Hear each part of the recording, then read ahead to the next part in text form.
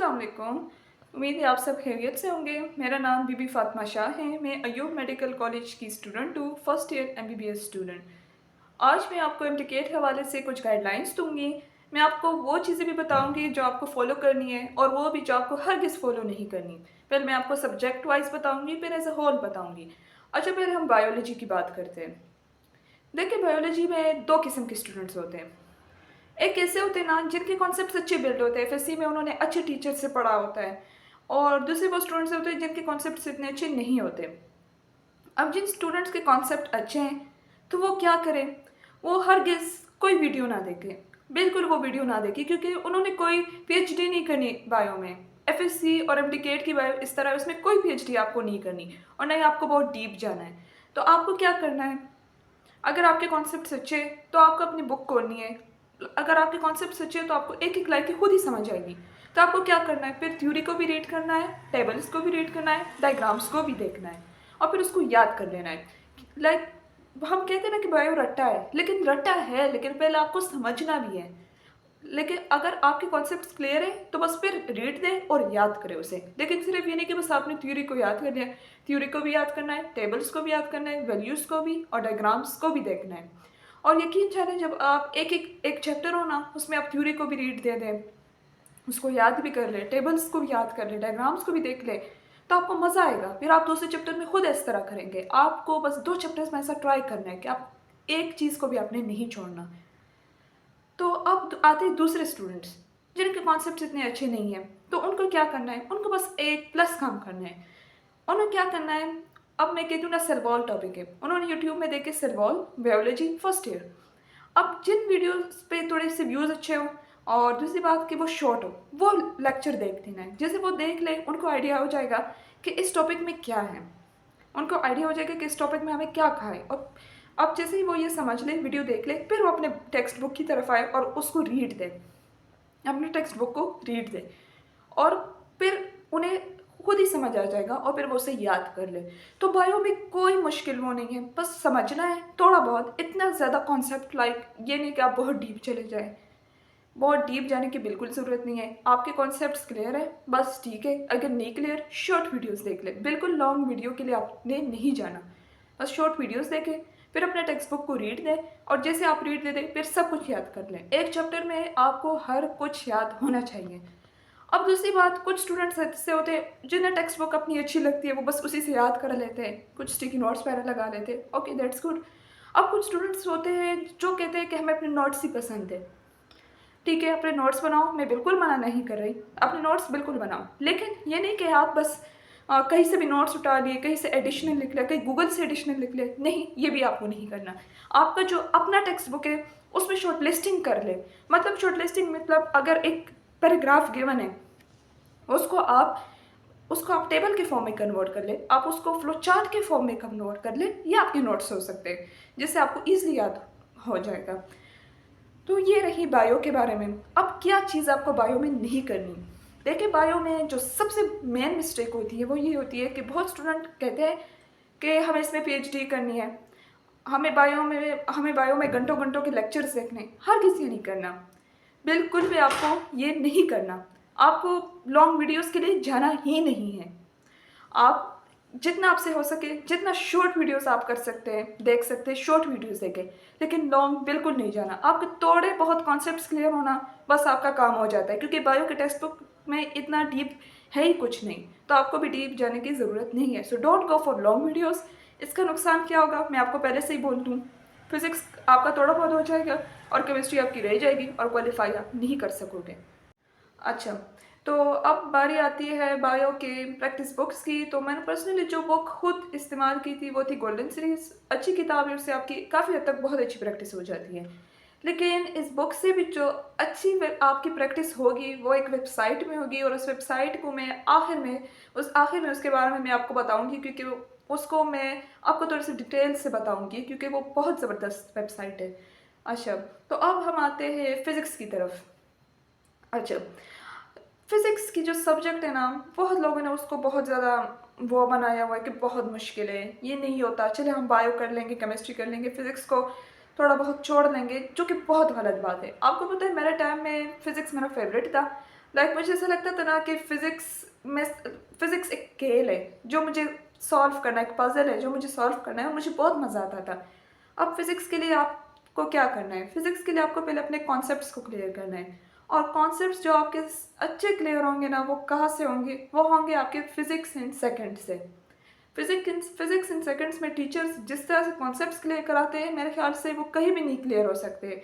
आप ऐसे करें, फिज़िक्स इन सेकंड्स की वीडियोस देखें फिज़िक्स के लिए, और जो फिज़िक्स की वीडियोस है वो यूट्यूब पे भी अवेलेबल है, आप देख लें। आप पहले वीडियोस देखें, अपने कॉन्सेप्ट्स क्लियर करें। फिर आपको एमसीक्यूज़ के लिए क्या करना है, आप जीनियस बुक भी इस्तेमाल कर सकते हैं। पहले आप जीनियस बुक करें, जब जीनियस बुक आप पूरी तरह अच्छी तरह कर लें, तब आपको जाना है ब्रिलियंट सीरीज़ के लिए। पहले जीनियस फिर ब्रिलियंट, ऐसे ना करें कि पहले आप ब्रिलियंट ही उठा लें। पहले आपको जीनियस करना है, फिर आपको ब्रिलियंट करना है। अब आपको देखिए, फिजिक्स का जो ट्रिक है ना, वो सारा एमसीक्यूज में है। मतलब उस एमसीक्यू आप फॉर्मूला भी पढ़ लेते हैं, आप कॉन्सेप्ट भी क्लियर कर लेते हैं, वो 50% आपका हो जाता है। जो 50% होता है ना, वो सारा उस एमसीक्यूज में छुपा हुआ होता है। कैसे? अब आपको एक एमसीक्यूज गिवन है, जब आप उस एमसीक्यू को रीड करें ना, वो तो थ्योरी के फॉर्म में ना, आप उस एमसीक्यू को, जो उसका जो क्वेश्चन है, वो आप डायग्राम में कन्वर्ट कर लें। जब आप डायग्राम बना लेते हैं ना, तो आपको उस सवाल की आपको समझ आ जाती है, अच्छा इसने पूछा क्या है और मुझे गिवन क्या है। तो आपको पहले क्या करना है, आपको वो सवाल अच्छी तरह रीड करना है, गौर से रीड करना है, फोकस से रीड करना है, और उसको फिर डायग्राम के वे में बना देना है। अच्छा, वो बंदा यहाँ खड़ा है, उसने बॉल वहाँ फेंका, आप बनाए, बंदा बनाए, बॉल को ऊपर फेंक के आप डायग्राम के उसमें फॉर्म में उसे कन्वर्ट कर लें। और फिर क्या करना है, फर्स्ट स्टेप डायग्राम बनाना है। सेकेंड स्टेप क्या करना है, मुझे गिवन क्या है इसमें, और गिवन आपको पता भी चल जाएगा। जब आप डायग्राम बना लेते हैं तो आपको पता भी चल जाता है कि गिवन क्या है, और फाइंड का भी आपको पता चल जाता है। तो इससे क्या होता है, आपको सवाल की समझ आ जाती है। देखिए, फिजिक्स में जो ये एमसीक्यू हलत होते हैं, क्यों हलत होते हैं? क्योंकि हमें सवाल की समझ ही नहीं आती, हम पता नहीं क्या से क्या समझ लेते हैं। तो फिर आपको डायग्राम बनाना है। डायग्राम बनाने का फ़ायदा ये होगा कि आपको उस सवाल की समझ आ जाएगी, आपको पता चल जाएगा गिवन क्या है, मुझे फाइंड क्या करना है। और फिर आप, अगर आपके कॉन्सेप्ट सच्चे हो, तो आप जल्दी से फॉर्मूला पुट कर लोगे और आपका सवाल सॉल्व हो जाएगा। लेकिन ये इतना जल्दी भी नहीं होगा कि बस आप, मैंने अभी बोल दिया, आपने एक एमसीक्यू डालो, ट्राई कर लिया, ऐसे नहीं होता। आज के बाद आप अगर फिजिक्स में एमसीक्यूज करेंगे, आपको इस वे से करना है, और जब आप प्रैक्टिस करेंगे करेंगे इस वे से, एक टाइम ऐसा आएगा कि आपका ग्रिप बहुत मजबूत हो जाएगा इस चीज़ में। और यकीन जाने, जब आपका ग्रिप इसमें मजबूत हो जाएगा, physics will be your favourite subject, जिस तरह मेरा हुआ था। आपको पता है, जब मैं संडे टेस्ट के लिए जाती थी, हमें टेस्ट मिलता था, तो चाहिए वो होता था कि हम बायो की सब्जेक्ट करें। मैं बायो ही पहले करती थी, लेकिन जो मेरा दिल करता था ना, मैं कहती मैं फ़िज़िक्स पहले करूँ, क्योंकि मुझे मज़ा आता था फ़िज़िक्स करने में। और क्यों मज़ा आता था, क्योंकि मैंने उसे इतना फ़न बना दिया था। मुझे उसकी समझ आने लगी थी। जब आपको उसकी समझ आने लगेगी ना, physics will be your favourite subject. आपको फिर बायो बुरी लगेगी, केमिस्ट्री बुरी लगेगी, आपको फिज़िक्स अच्छा लगेगा। तो बस आपको क्या करना है, अपने सवाल को डायग्राम में कन्वर्ट करना है। उससे आपको समझ आएगी कि आपसे मांगा क्या है, आपको फाइंड क्या करना है, और आपका जो सवाल है वो ईजिली सॉल्व हो जाएगा। और ये आपको ये तरीका तो इख्तियार करना है, लेकिन ये बहुत प्रैक्टिस से आप इसमें मजबूत होंगे। बहुत प्रैक्टिस करनी है आपको फेस की। तो पहले अपने कॉन्सेप्ट क्लियर करें, और फिर जितने एमसीक्यूज आपसे हो सकते हैं, जितने जितने भी हो सकते हैं, उतना प्रैक्टिस करें। लेकिन प्रैक्टिस में मैंने जो बात बोली है, डायग्राम के वे में करनी है। और दूसरी बात, लोग क्या करते हैं, स्टूडेंट्स क्या करते हैं, अब सवाल आ गया, उनसे गलत हो गए, ठीक है गलत हो गए, वो जल्दी से आंसर निकाल लेते हैं कि इसका आंसर क्या है। आप कैसे नहीं करना, देखिए आपका आंसर गलत हो गया, ठीक है कोई बात नहीं, आप दोबारा ट्राई करें, 3 बार तो आप मस्ट ट्राई करें। अगर तीसरी बार भी नहीं हुआ, ठीक है फिर आप आंसर देख लें, लेकिन जल्दी हार नहीं माननी। देखिए, फिजिक्स में आपके करियर में बहुत फन सब्जेक्ट है। आप पहले करें, गलत हुआ, फिर ट्राई करें, दूसरी बार ट्राई करें, तीसरी बार ट्राई करें। यार ये माने आपका तीसरी बार तो हो ही जाएगा, अगर ना हुआ ठीक है, फिर आप देख लें आपसे क्या गलती हुई है, आपने क्या गलत किया है, लेकिन जल्दी हार इसमें नहीं माननी। और इसके लिए जो मैंने प्रैक्टिस बुक्स बताई हैं, जीनियस बुक फॉलो करें, फिर ब्रिलियंट सीरीज़ के लिए जाए। मैंने जीनियस बुक भी की थी, फिर मैंने उसके बाद मैंने ब्रिलियंट की थी, जो कि बहुत अच्छे बुक्स हैं, लेकिन आपको थोड़े सीक्वेंस में करना होगा। ऐसे बिल्कुल ना करें कि आप पहले ब्रिलियंट करें। So it was all about physics. और इसके लिए भी वेबसाइट मैं आखिर में ही बोलूँगी। तो अब मैं बोलती हूँ आपको केमिस्ट्री के बारे में। केमिस्ट्री भी वही बात है, आपको अपने कॉन्सेप्ट्स बहुत अच्छे तरीके से क्लियर करनी है। और केमिस्ट्री का क्या था ना, मेरा केमिस्ट्री का बड़ा मसला रहा था क्योंकि मेरी बायो भी हो चुकी थी, मैं बायो बुक फॉलो कर रही थी, वो भी हो चुकी थी, फिजिक्स के लिए फिजिक्स इन सेकेंड्स फॉलो कर रही थी। अब केमिस्ट्री का बड़ा मसला हो गया था, मैंने कहा क्या करूँ, उसमें मेरे मार्क्स भी नहीं आ रहे थे क्योंकि मुझे खुद अंदर ही अंदर पता था कि मेरे कॉन्सेप्ट्स वीक है उसमें। तो मैंने क्या किया, मैंने फिजिक्स इन सेकंड्स का सेशन लिया। अगर आप में से कोई अफोर्ड कर सकता है तो please please physics in seconds को ज्वाइन कर ले। बहुत अच्छा वो बहुत अच्छा पढ़ाते हैं, आपके कॉन्सेप्ट्स बहुत क्लियर होंगे अच्छी तरह। और दूसरी बात, आप अगर कोई मुझसे कहे फिजिकल एकेडमी, लाइक हम फिजिकल एकेडमी में जाएँ या नहीं हम ये वेबसाइट ज्वाइन कर ले, तो मैं मस्ट कहूँगी कि इस वेबसाइट को ज्वाइन कर ले। बिल्कुल आप रिग्रेट नहीं करेंगे, आपके कॉन्सेप्ट्स क्लियर होंगे। मैं खुद की बात कर रही हूँ, मेरे कॉन्सेप्ट्स बड़े वीक थे। तो मैंने क्या किया, मैंने फिजिक्स इन सेकंड्स केमिस्ट्री मतलब उसका सेशन ले लिया जिसमें बायो भी थी और फिजिक्स भी था, केमिस्ट्री भी था। बायो के लेक्चर्स मैंने नहीं लिए क्योंकि मुझे मुझे मेरे कॉन्सेप्ट्स अच्छे थे, मैंने कहा कोई ज़रूरत नहीं है। फिजिक्स मैंने यूट्यूब से ले लिया था उनका, तो उसकी भी मैंने बस वीडियोस नहीं देखी, मैं सिर्फ केमिस्ट्री की पोर्शन को बस देखा, उसको इसके वीडियोस देखे। तो मैंने कॉन्सेप्ट्स जो केमिस्ट्री में क्लियर हुए थे वो फिजिक्स इन सेकंड्स की वजह से हुआ है। मैंने उनकी वीडियोस देखी और उसके नोट्स बनाए, मेरे कॉन्सेप्ट्स बहुत अच्छे क्लियर हुए थे और मैं बहुत खुश थी। लाइक मुझे तभी समझ आया था कि अच्छा केमिस्ट्री से कहते हैं, तो मेरे कॉन्सेप्ट्स बहुत अच्छे क्लियर हुए थे। तो केमिस्ट्री में आपको मैं रिकमेंड करूँगी कि आप फिजिक्स इन सेकंड्स के लेक्चर्स देखें, केमिस्ट्री के बहुत अच्छे हैं। अगर आपको कहीं से मिलते हैं वो देख लें, मेरे ख्याल से मिल भी जाएंगे आपको, लाइक विदाउट अगर आप सेशन ना मिले आपको मिल भी जाएंगे। लेकिन मैं आपको रिकमेंड फिजिक्स इन सेकंड्स के लेक्चर्स ही करूँगी केमिस्ट्री के लिए, जो कि बहुत अच्छे हैं। अब बहुत स्टूडेंट्स कहते हैं कि फिजिक्स वाला जो है वो भी फिजिक्स पढ़ाते हैं, वो भी केमिस्ट्री पढ़ाते हैं, लेकिन मैं रिकमेंड करूँगी आपको ना देखें। मैं हर किसी नहीं कह कि उनके वीडियोस अच्छे नहीं हैं, उनके वीडियोस टॉप लेवल के हैं, लेकिन बात यह ना कि वो नीट है, वो इंडिया के हैं, वो हमारे बुक्स के मुताबिक नहीं है। लाइक वो हमारे लिए थोड़ी सी मुश्किल भी हो जाती है। और जो फिजिक्स इन सेकंड्स के जो वीडियोस हैं वो जब आप देखेंगे तो आपको अपनी टेक्स्ट बुक की अच्छी तरह और आसानी से समझ आएगी और दूसरी बात आपका टाइम ज़्यादा वेस्ट नहीं होगा। तो मैंने आपको इसके लिए वीडियोस के लिए रिकमेंड करूँगी। अब दूसरी बात, केमिस्ट्री में बुक जब आप खोलते हैं उसमें टेबल्स बहुत ज़्यादा होते हैं, उसमें टेबल्स बहुत ज़्यादा होते हैं, आपको एक टेबल भी नहीं छोड़नी, बिल्कुल एक टेबल भी नहीं छोड़नी। मुझे अभी भी याद है, मैंने एलॉय की टेबल भी याद की थी, इतना बड़ा टेबल था। कलर्स वाला टेबल भी मैंने याद किया था। लाइक आपको अगर वो मुश्किल लग भी रहे, हाँ वो मुश्किल होते भी हैं, आपको डरना नहीं है। आपको क्या करना है, दो तीन बार, एक बार पढ़ ले, दो तीन बार लिख ले, और फिर उसके बाद आपको क्या करना है, आपको स्टिकी नोट्स लेने हैं। देखिए मैं स्टिकी नोट्स में कभी भी इंपॉर्टेंट पॉइंट्स लिखती थी, लेकिन इससे भी ज़्यादा मैं क्या काम करती थी, अब मैं बुक एक चैप्टर रीड कर रही हूँ ना, और मुझे अभी मैं एक टेबल देखूँ वो मेरे लिए मुश्किल है, तो मैं पहले खुद थोड़ी सी प्रैक्टिस दो तीन बार कर लेती थी, और फिर वो टेबल नहीं है मैं स्टिकी नोट्स पे लिख लेती थी। फिर इसके बाद अगर कोई लाइन आता था, लाइन भी हो सकता है, मेरे लिए मुश्किल होता, मैं स्टिकी नोट्स पे लिख लेती थी। लाइक मतलब इन शॉर्ट वर्ड्स में कहूँ ना, मेरे लिए जो चीज़ मुश्किल होती थी वो मैं स्टिकी नोट्स पे लिख लेती थी। उसका फ़ायदा क्या होता था, अगर संडे टेस्ट के लिए मैं जाती थी या आखिर में रिवीजन होता था, मैं उस स्टिकी नोट्स को मस्ट पढ़ती थी, क्योंकि मुझे पता होता था ये मेरे वीक पॉइंट्स हैं, ये चीज़ मुझे मुश्किल से याद हुई है या ये चीज़ थोड़ी सी मुश्किल है। मैं बहुत स्टिकी नोट्स थे मैंने जो बनाए थे, बहुत तो गुम हो गए हैं, लेकिन कुछ मेरे साथ हैं। ये मैंने सारे इसमें, ये नहीं कि इंपॉर्टेंट पॉइंट्स है, इनमें वही बातें हैं जो मुझसे भूलती थी, जो मुझे बहुत ज़्यादा मुश्किल से याद होती थी। तो उसमें सारे यही पॉइंट्स मैंने लिख के। तो इस तरह आप ही अपने लिए स्टिकी नोट्स लें। अगर कोई टेबल मुश्किल है, अगर कोई वर्ड मुश्किल है, फॉर्मूला मुश्किल है, और मैं तीनों सब्जेक्ट के बारे में कह रही हूँ, आप स्टिकी नोट पे लिखें, ताकि आखिर में आप रिवीजन करें तो आप इस स्टिकी नोट्स को मस्ट देखें, तो आपके लिए फ़ायदा होगा। तो केमिस्ट्री में आप अपने कॉन्सेप्ट्स क्लियर करें, जिसके लिए मैं आपको रिकमेंड करूँगी फिजिक्स इन सेकंड्स के वीडियोज़। और दूसरी बात, बुक में भी किसी चीज़ को नहीं छोड़ना, कलर को नहीं छोड़ना, कंपाउंड के कलर को, फॉर्मूले को नहीं छोड़ना, रिएक्शंस वगैरह को नहीं छोड़ना, किसी चीज़ को भी नहीं छोड़ना। बहुत ही मुश्किल हो तो दो तीन बार प्रैक्टिस कर लो, और फिर स्टिकी नोट्स पे उसको बना लो, ऐसे बना लो कि लाइक वो आपकी छोटी मेमोरीज हो, और फिर आपको रिवीजन के वक्त उसे मस्ट रिवाइज करना है।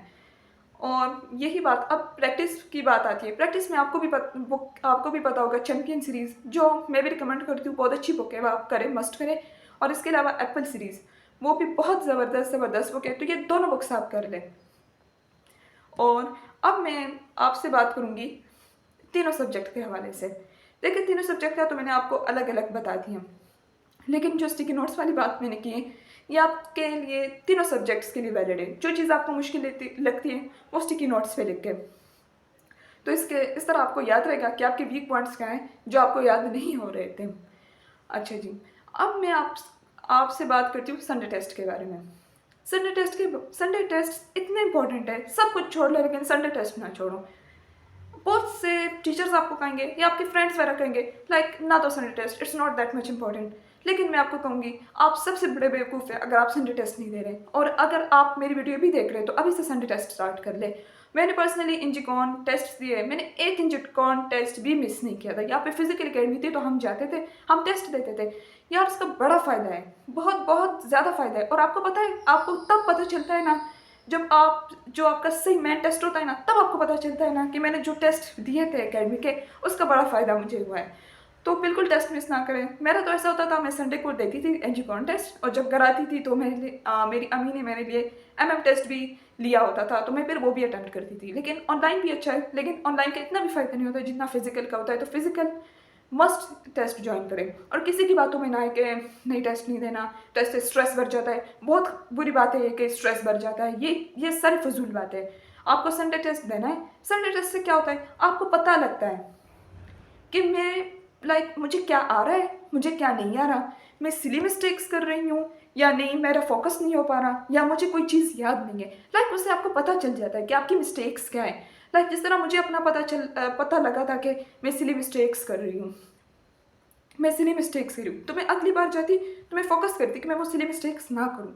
इस तरह अगर आप संडे टेस्ट नहीं देंगे ना, तो फिर आप जो मिस्टेक्स आप कर रहे होते हो वो आप मेन टेस्ट में कर लेते हो। तो इसलिए संडे टेस्ट में जितने मिस्टेक्स आपके हो सकते हैं होने दो, ताकि आपको पता चले, फिर आप मेन टेस्ट में वो मिस्टेक्स हरगिज़ ना करें। अब संडे टेस्ट का क्या तरीका होता है। फॉर एग्जाम्पल मुझे 8 चैप्टर्स दिए गए एक वीक में तैयार करने के लिए। 8 चैप्टर्स है, आप ऐसे करें 8 चैप्टर्स को अच्छी तरह विद एमसीक्यूज तैयार कर लें, बिल्कुल टाइम वेस्ट ना करें, जल्दी जल्दी से कर लें। चैप्टर्स भी तैयार करें, एमसीक्यूज भी कर लें। अब क्या करना है, जब सैटरडे होना उसकी रात को ही आपको अपने बुक्स बंद कर लेने हैं। जितना हो सकता है आपने कर लिया, अब उसके बुक्स बंद कर लेने हैं। अब फॉर एग्जांपल इंजीकॉन के जिन चैप्टर्स का टेस्ट है, मैं क्या करती थी, इंजीकॉन के जिन चैप्टर्स का टेस्ट होता था मैं उसके पास्ट पेपर्स खोल लेती थी। मतलब उससे पिछले साल इंजीकॉन ने उन चैप्टर्स का जो टेस्ट लिया होता था मैं वो एमसीक्यूज खोल लेती थी। और मैं क्या करती थी, उसका पीडीएफ निकाल लेती थी फेसबुक के मुख्तलिफ पेजेस पर और उसे प्रिंट करा लेती थी, और फिर मैं वो एज अ टेस्ट सॉल्व करती थी। तो मैं अपनी डबल प्रैक्टिस करा लेती थी। तो आप भी ऐसा करें, ज़रूरी नहीं है कि आप सिर्फ इंजीकॉन का करें। मतलब अगर कल आपका इंजीकॉन का टेस्ट है तो आप ऐसे करें, उन्हीं चैप्टर्स के पास्ट टेस्ट जो होते हैं इंजीकॉन के एमएम एकेडमी के, वो प्रिंट करा लें और वो सॉल्व करें। उससे आपका ग्रिप और भी मजबूत होगा, उससे आप और भी कॉन्फिडेंट होंगे। और जब कल आप टेस्ट दे दें और आ जाए, आप देख लें आपके क्या मिस्टेक्स हुए, बिल्कुल डिसअपॉइंट नहीं होना, बिल्कुल भी डिसअपॉइंट नहीं होना। मैं फिर से कह रही हूँ, डिसअपॉइंट बिल्कुल भी नहीं होना, और ना ही स्ट्रेस लेना है। आपको पहले देखना है कि आया मैंने ये मिस्टेक किया है, ये मुझे आ नहीं रहा था, यानी मैंने सिली मिस्टेक किया है, या नहीं मैंने फोकस नहीं किया, या मुझे ये भूला हुआ था। आपको पहले ये आइडेंटिफाई करना है और फिर उसको समझना है। जैसे आप समझ ले, एक बार लिख भी ले, तो आप जैसे ये समझ लेते हैं आप, तो यकीन रखिए अगर आपके इस टेस्ट में मैं कहती हूँ 130 मार्क्स हैं और आप अपने मिस्टेक्स को आइडेंटिफाई कर लेते हैं, दूसरे टेस्ट में आपके 140 होंगे, फिर आपके 150 होंगे, तो आप स्लोली बढ़ेंगे। तो इस एकदम ये ना कि बस मैंने एक टेस्ट दे दिया, इसमें कम मार्क्स आए और हम बिल्कुल डाउन हो गए और बस सब कुछ ख़त्म हो गए। Don't be like that. Patience रखें। आप टेस्ट दें, अपना फुल ट्राई करें, टाइम दें, और ये बात सुने लाइक मैं कह रही हूँ फॉर एग्जांपल 2 आवर्स है टेस्ट के लिए, मैं सपोज करी 2 आवर्स है टेस्ट के लिए, इससे पहले टेस्ट में 2 आवर्स तक ही बैठे रहे और अपने टेस्ट को ध्यान से देखें। इसका पहले फ़ायदा ये होता है ना कि आपको फिलिंग का आइडिया हो जाता है कि मुझे फिल कैसे करना है, मैंने टाइम मैनेज कैसे करना है, मैंने इतने ज़्यादा लोगों में मैं टेस्ट दे रही हूँ, ये कैसे मैंने डील करना है। और दूसरी बात, आपको अपने मिस्टेक्स का पता चल जाता है। जब आपको अपने मिस्टेक्स का पता चलता है, मतलब आप घर आते हो, आपको टेस्ट मस्ट देखना है मुझसे क्या मिस्टेक्स हुए। अगर आप उस कंडीशन में आप टेस्ट ना दें जब आप घर आते हो और आप टेस्ट नहीं देखते, फिर आप बिल्कुल बेशक टेस्ट ना दें। फिर आपका फ़ायदा ही नहीं है। आप मेरा मतलब आपको घर आना है, टेस्ट देखना है, अपने मिस्टेक्स को आइडेंटिफ़ाई करना है और यकीन रखिए जब आप ऐसा करेंगे, तो आपके अगले टेस्ट में से ज़्यादा मार्क्स होंगे, आपका ग्रिप बढ़ेगा, आप मोटिवेट होंगे कि आप कहेंगे कि मुझे अभी अगले टेस्ट में ज़्यादा मार्क्स लेने हैं। और ज़्यादातर जो हमारे अकेडमी में जो जितने मार्क्स आते हैं, मेरे टेस्ट में +20 +10 मार्क्स ही आते हैं, लाइक उससे ज़्यादा +10 +20 आ जाते हैं। तो अपने आप को मोटिवेट रखें, हरगिज़ डाउन ना हो कि बस टेस्ट में थोड़े कम आ गए तो बस हमने हार मान ली, ऐसा नहीं करना, आपको मुकाबला करना है। और संडे टेस्ट बिल्कुल मिस ना करें। अगर आपको क्वालिफाई करना है, Sunday test is must and must. तो मैं आपसे एक वेबसाइट के बारे में कह रही थी, उस वेबसाइट का नाम है ई प्रिपेयर।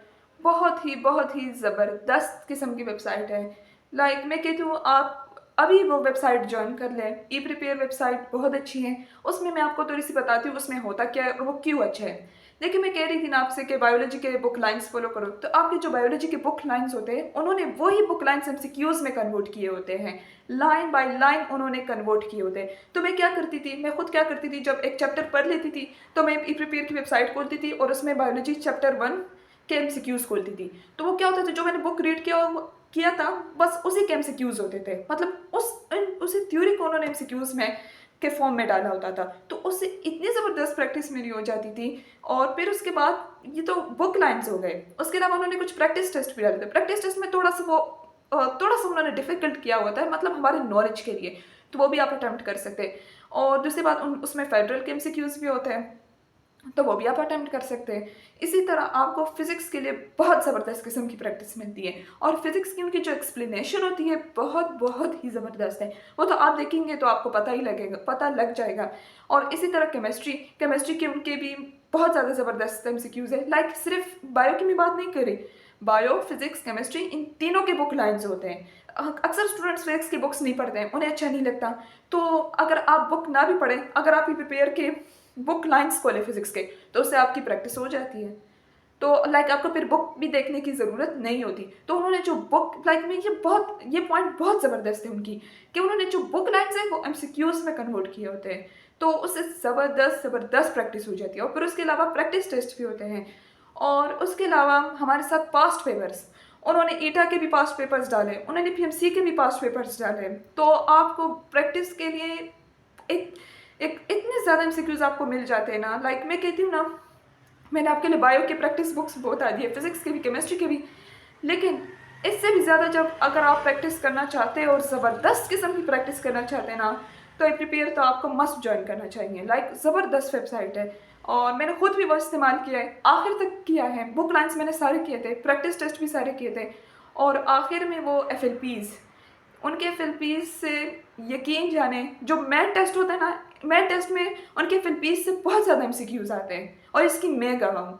बहुत ज़्यादा एमसीक्यूज़ आते हैं, उनके एफएलपीज़ ज़बरदस्त होते हैं, वो जो आखिर, लेकिन वो एफएलपीज़ आखिर में कंडक्ट करते हैं। मेरे ख्याल से पिछली बार 7 एफएलपीज़ थे और मैंने सारे दिए थे और इससे मैथ टेस्ट में भी एमसीक्यूज़ आए थे।